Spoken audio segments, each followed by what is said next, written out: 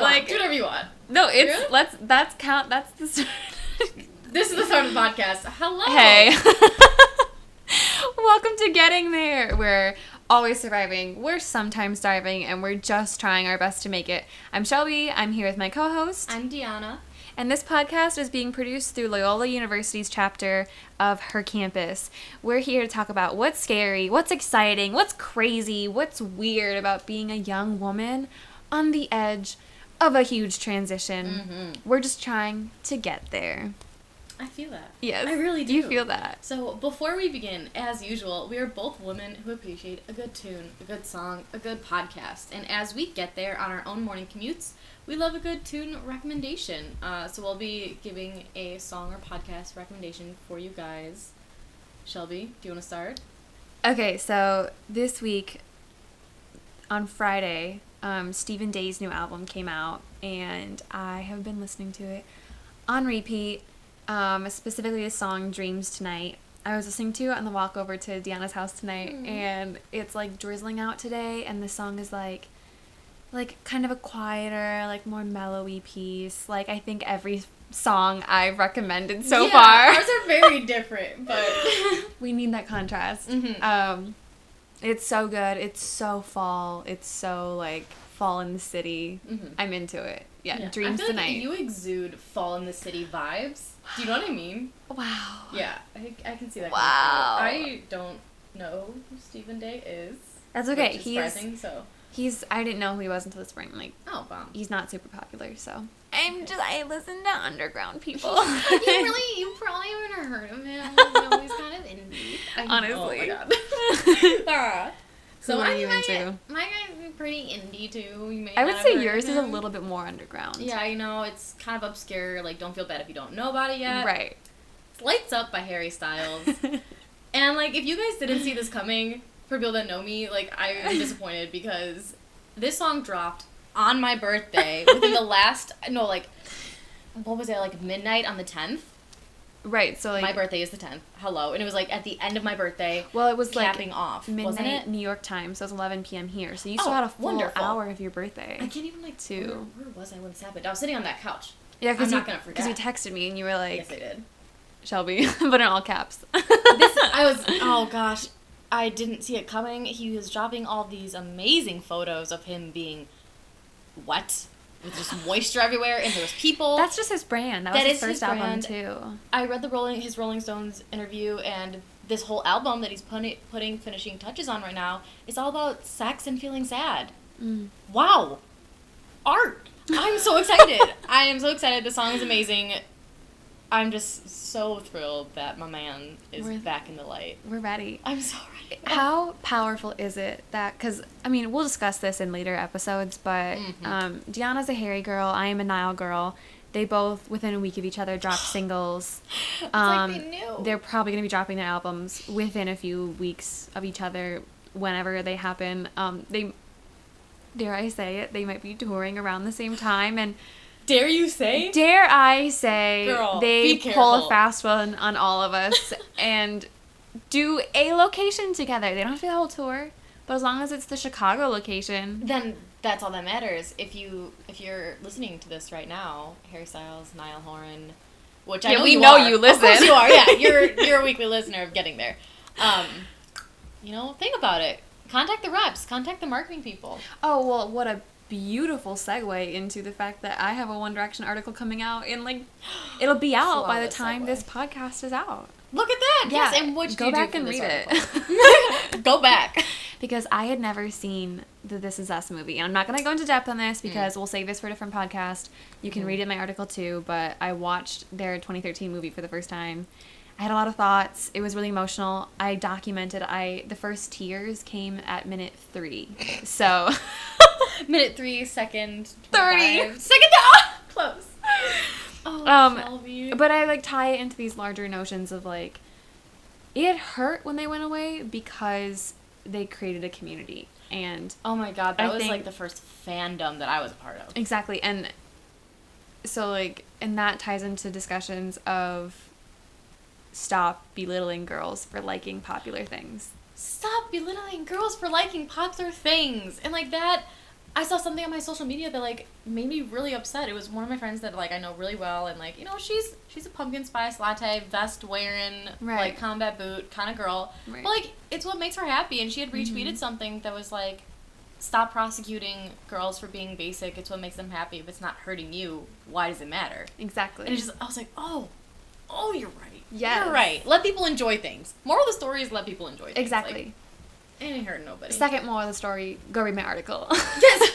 Hercampus.com. There you go. /LUC. There you go. Gotta get that plug. But today, since we're not talking about One Direction, which I'm so sad about, I think we should switch this entire podcast to just talking about we need to, like, One Direction. Bring that episode sooner, because we have it scheduled for pretty late. No, we'll have that episode coming. It might be an hour-long special. That's a special. That is a special. Like, not kidding. No. Cool. I'll mark it in my calendar. It's an hour long starting now. Sleepover. But today, we're talking about getting old. Yeah, we are. Getting ancient. Because guess what? We're old now. When did that happen? I mean, one of us. Okay, you didn't have to do that. You really didn't have to do that. Wait, I have such a good story for you. I'll tell later about being old. It ties in. Oh my gosh. Very excited. I'm excited. Later, yeah, get excited. Oh my gosh, what? Yeah, so I turned 22 on October 10th. Hey. That was, I've been living life as a 22-year-old. And what makes it a little bit worse is the fact that my roommate, she went to school, like, in another country for a couple years, so her schooling years are, like, different. She's a senior as well, but she just turned 21 yesterday. So I was 22, 4 days before she turned 21. Right. So I was 2 years older than my roommate. Yeah. One of my best friends. Ew. I have the same thing. One of my best friends went to school, and she grew up in Italy, went to school there, came over here, and now she's 2 years younger than me, but she's in the same grade. It's such a weird mind trick. I don't like that at all, and, like, we talk about this all the time, and I'm pretty sure I've talked to people who don't know me about this, because I'm just like, how do I deal? I never thought about being 22, or what comes with being 22, how it would feel, like, when you're in high school. 21 is the big age, because, like, you can legally drink and you can go out and you're an adult and a real person, whatever. But then 22 really didn't get no shine until Taylor Swift released a song. Right. That's all 22 gets. Right. Is, a Swift song. Exactly. So just trying to navigate what's next and what 22 feels like has been a weird ride. The past couple days have been, like, very meta for me. Yeah, because you're at this weird spot where you are on the cusp of this huge transition. You're going to graduate from college. You got to know what you're going to do, but you're still viewed as young in the eyes of every single person who's older than you. Oh, no, exactly. But then, like, think about, when, you're having a discussion with someone and they're like, oh, like, she's 22, like, she has a job, or, like, oh, she had a kid, she's 22, like, that doesn't seem far off, like, I know a couple people with children and, like, a family. And, I remember being young and being like, 23 is the perfect age to get married, and now, hello, like, hello, no, and that's, like, I don't know her. Is she unsure? Like, that the age for marriage and whatever is just, like, that is, the roof is off of that. Not in my mind at all. Not in any of my friends' minds. Anyone around me. Don't know why that seemed like such, the perfect age. Before 25, I'm like, before I'm 25, I'm gonna be married, set up in a house. Oh wow, that's so far off from reality. Right. I think it's easier when you're younger to be like 25 because it's so far away. Yeah. And now, I don't know. That seems pretty close. Like, that is pretty close, and, like, I don't know. That we'll talk about the expectations for all of that in a different episode. I think that could be an episode. Perfect. There. Look at this. They that just down create themselves. They really do. But something that, like, we made a note to talk about because we feel it, and it's something that when you think about it, it's kind of messed up. The difference between, like, being 21, 22... A senior in college. Yeah, a senior in college, and then being 18. A freshman in college. Yeah. Exactly. Because being 18, like, there's, like, your sweet 16, that's, like, a marker year. But being 18 is, like, oh, you're, like, a legal adult now in the eyes of the government or whatever. But in the eyes of me, a baby. A baby, a child, A child. an actual child. Yeah. Oh gosh, do I want to tell this story now? Okay, I'll tell this story now. Tell me. So Is this the one? this is the one. Okay. This is the one I was freaking out about. So yesterday was my friend's birthday. She had turned 21. Well, we like, went out for margaritas, had a night. A couple margs in, we're like, we want to go to our freshman dorm. And like lurk outside? Like No, what was your no. plan? No, because we're like, do you guys know anyone that lives in, our freshman dorm? And Oh. Patricia's like, yeah, I do. Let me text her. Wait, So what dorm was it? Simpson. Oh my gosh. She went to Simpson, and she's like, yeah, she's home. She said she'll let us in. So we're walking up to Simpson. Backstory, I am currently living with 3 girls who I met freshman year. Well, one I've known for a while, but 3 who, like, we all became friends freshman year. And we've been friends since. Like, I've lived with the same girl for 4 years. Like, we're all very tight, but it all started freshman year in Simpson. Like, all of my friends, most of, like, my really good friends, I all met in Simpson. And that really doesn't happen in college. Like, friend groups usually change and shift, but, like, these are my girls. So we're, like, all walking up, like, arm in arm, walking up to Simpson. We go inside. She checks us in at the front desk, because you have to check in guests. We're going up the elevator, and I just get, like, a pit in my stomach. It's, like, a pit in my stomach. I look over at my friends, my roommate friends, and, like, everyone looks like, we're getting choked up a little bit. Everyone looks, like, kind of nervous, kind of scared. No one's saying anything. We're all, like, pretty quiet. Like, we were, like, bubbly and, like, laughing before, but once we got in the elevator, we're, like, we didn't really know what to say. Aww. And they redid Simpson a little bit, made it nicer, painted it over, but the doors open and it faced the lounge. And, like, me and Stephanie, the one I've roomed with for 4 years, just, like, kind of lose it. Aww. Because, like, that lounge is where we had texted in our Simpson group chat, like, the first week in school, saying, hey, guys, like, we're going to go chill in the lounge and maybe go explore the city if anyone wants to come. And that night is when, like, 20 people in Simpson showed up, and we all became friends. And, like, that's my friend group now. Aww. So, like, we saw the lounge, and we're like, oh. Yeah. Oh, dear. Oh, no. So, like, we're just a mess in the hallway. We go to our room, me and Stephanie's room, Stephanie and I's, pardon me, Stephanie and I's room, and we knock on the door because we want to go inside. They weren't home, but just, like, we stood in front of our door for, like, 10 minutes and just, like, do you remember what happened in this room? Oh my god. Like, do you remember being an 18-year-old, bushy-tailed, bright-eyed freshman? Yeah. And then leaving that room. Yeah. Battered. like, battered and bruised. Yeah. Like, it all, I remember freshman year just felt like a dream, and then on move-out day, it was like you woke up and wanted to go back to bed. Yeah. Like, it was really scary, and then we went upstairs to my other roommate's room, Patricia and Mary. It was Patricia's triple that she lived in, and we knocked on the door, and the girls were home. So we're like, can we come in? And they were really cool. They let us come in and just they looked around, cried, got emotional. We're like, oh my god, because that was the meeting place for all of our friends. This was when you could, like, when saying trap wasn't cringy, it was Trap 543. We had a group chat, Instagram chat, everything. Trap 543 was our place. We've shoved, like, 30 people in that room, before going out and, like, out there.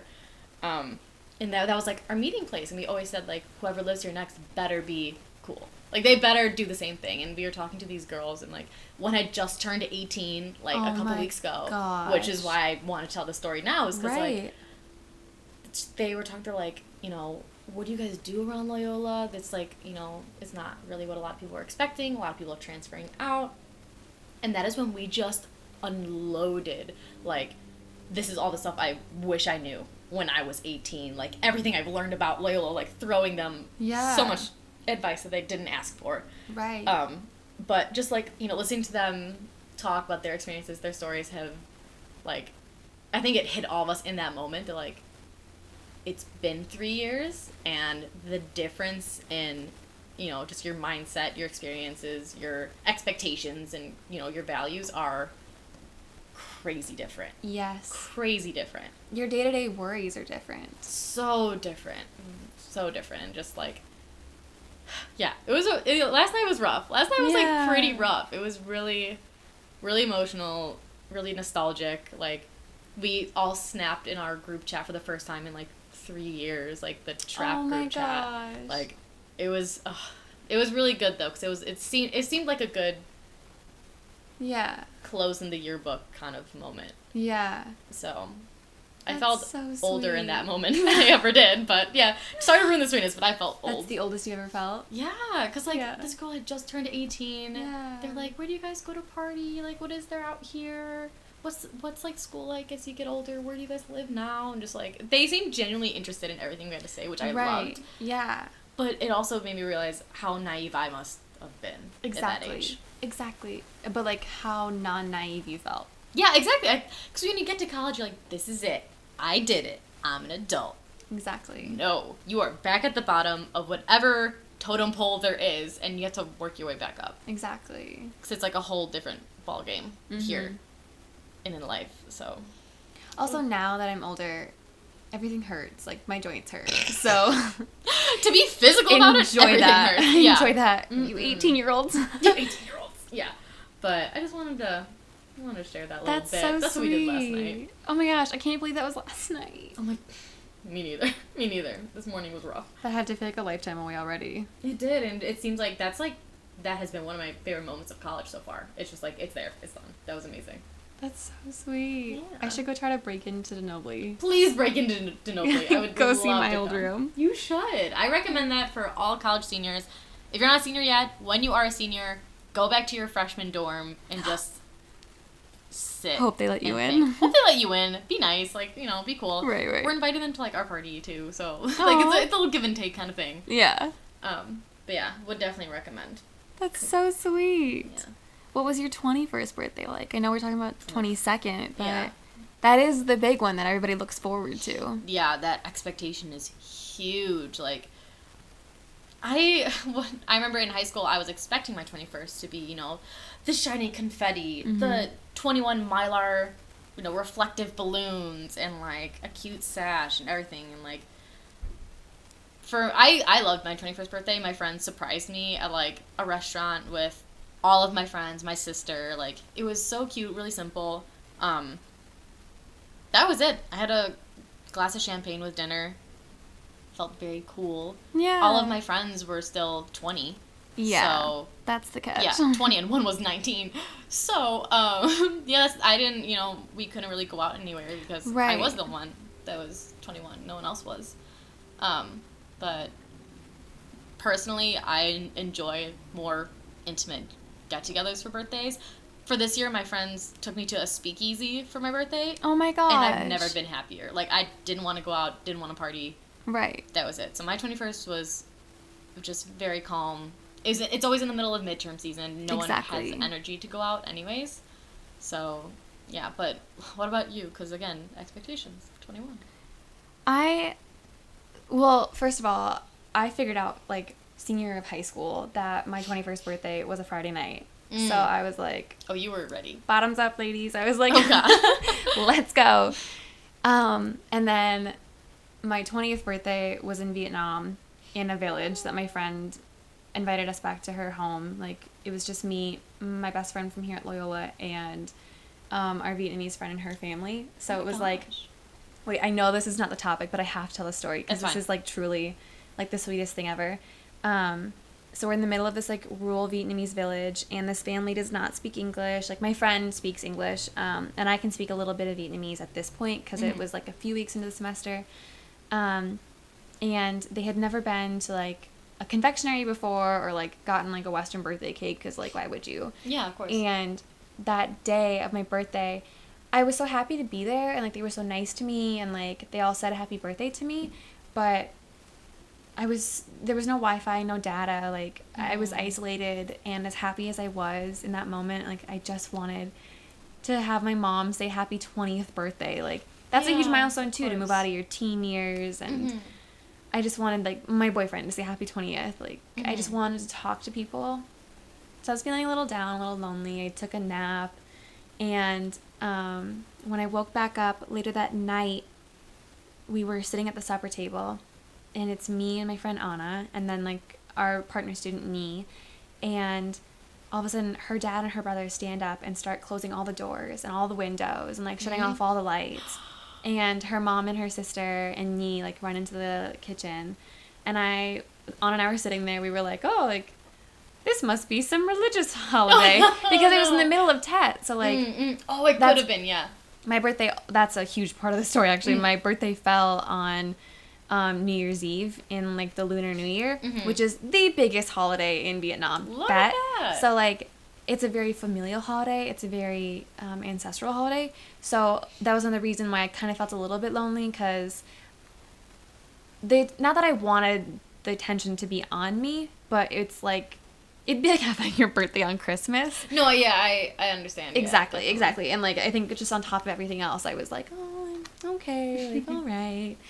So we figured it was, like, a religious ritual or something. Like, we were going to all turn to the altar and pray like we had been every night. And all of a sudden, the family comes around the corner holding this birthday cake with, like, the candles lit. And it says, in English, it says, Happy 20th, Shelby. And while I had been asleep, Nee had gone and gotten that. And while I had been asleep, she had taught her whole family how to sing Happy Birthday in English. Wait, I want to cry. And Shelby, I want to cry. And they all practice. They all come on the corners singing, like, Happy Birthday in English. And I'm, like, sobbing. It's, like, dark, and this cake is coming out. And it was, like... That is so sweet. It was, like, genuinely the nicest thing that's ever happened to me. Like, goodness. I know. It, like, really turned everything around. I was, like, best birthday ever. Like... But it wasn't even so much the act of, like, getting me a cake. It was the love that they showed me. That's what made it such a great birthday. Yeah. And so then this year, for my 21st, I was in Morocco. And woke up in the morning. It's Friday. I'm feeling fresh. But, like, oh, gosh. in Morocco, if you're not supposed to drink alcohol if you are practicing Islam, in Morocco especially. So my family doesn't drink alcohol, and then the rules were is that, like, I wasn't allowed to be out late at night on my own. Like, I had to be home by, like, 7 o'clock every night, but I had begged that for my birthday, like, that Friday night, I could stay out till midnight. And it was just, like, all day long, the group that I was with, like, the American students that I was with, and my host family just, like, reminded me all day that even though I was far from home, like, they loved me and they were there to support me, and, like, happy birthday. So I didn't go out and rage. Like, I couldn't drink. Like, I think we went to a bar and I had a glass of beer. A lot of us had to go home really early, like, after supper, because we all had curfews, like, especially the girls. But both of those birthdays did not have the expectations that I thought I would have in high school, but they had such a love and such a community feeling that I never could have dreamed of. So both my 20th and my 21st were not what I expected, but so far beyond what I had dreamed of. Oh, I love to hear that. Yeah.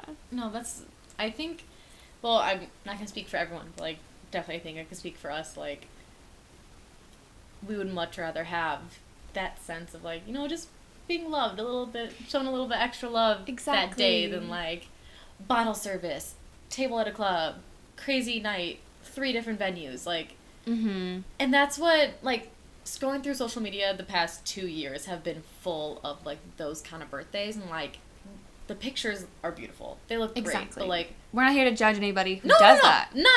Not at all. Go get your shine. Your best life. Get your shine. But then I felt like there was something wrong with me because I didn't want that. Exactly. You know, like, it's great in theory for me, but that just didn't appeal to me, and I knew I wouldn't be happy. So, like, this year I was kind of like, no, like, I don't want to go out. Like, like, what day do you want to go? We can go out, like, you know, Friday or Saturday. I'm like, neither. Exactly. Neither. Exactly. I just want to spend time with you guys, do something cute, go out to dinner, maybe hang out, watch a movie when we get home. Exactly. Chinese food kind of thing, like that. So you don't need to rage on your 21st. You don't need to even have alcohol on your 21st if you're not about it.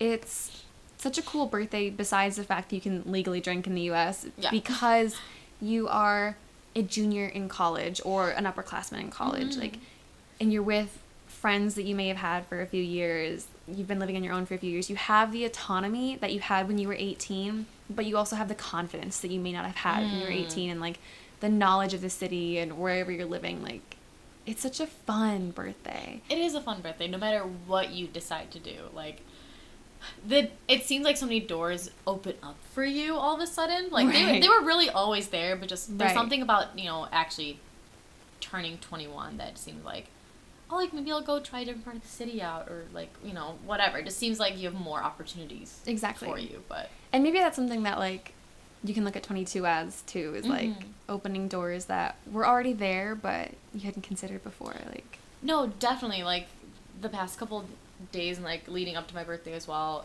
I mean, for everyone, this year especially has just been so busy, so, like, constantly moving, never having time to sit down. I met up with my sister the day after my birthday, just to, like, you know, grab drinks somewhere, whatever, and we were talking about work and, like, you know, her job, what I'm doing, like, I've been applying to big girl jobs and all this stuff, and just in conversation with my sister, who is 24, like, I never felt that I could keep up with adult conversations, do you know what I mean? I kind of felt lost, like, all they're talking about, you know, the merger of the recent company and, like, you know, TED and accounting, like, whatever. I never thought I could keep up with people in conversation like that, but I noticed that it just flowed freely, and I feel like some of that confidence came from just the act of turning 22, and I do feel a little bit different. They're, like, at 21, they're like, oh, do you feel older now? Do you feel a difference? Personally, I didn't, but, like, I feel a little different. You feeling it now? Yeah. I'm feeling it now, Mr. Krabs. Yeah. I'm feeling it now. I think I am. I think I am. Oh, gosh. That's a good feeling. Mm-hmm. Triumphant. Yeah, because it feels like I'm past all those ages where there was expectation and where there was pressure and whatever, and I'm like, I'm just a 20-something now. I'm just a 20-something. Be that as it may, I'm gonna be a 20-something for the next 8 years. Like, I don't need to do anything crazy. Exactly. Yeah. I don't know if that makes sense, but I hope it does. Maybe for our 23rds, we should just ride the entirety of the red line together. Happy 23rd. All right. All right. Perfect. Love it. We'll make a plan. Put that in your planner. We'll eat takeout while we do it. Oh, beautiful. That's all I want. That's all I want, Shelby. And speaking of looking ahead, I suppose we should give a teaser for next week. I guess. Next week is Halloween. Oh my gosh, it's the Halloween episode. Yes. And we'll be getting spooky. So please make sure you tune back in next Tuesday. Gorgeous people that you are. Of course, and we know you are. So thank you guys so much for listening to our rambling stories yet again this week. We hope you stick with us, and hopefully you'll be there when we get there. Bye-bye. Goodbye.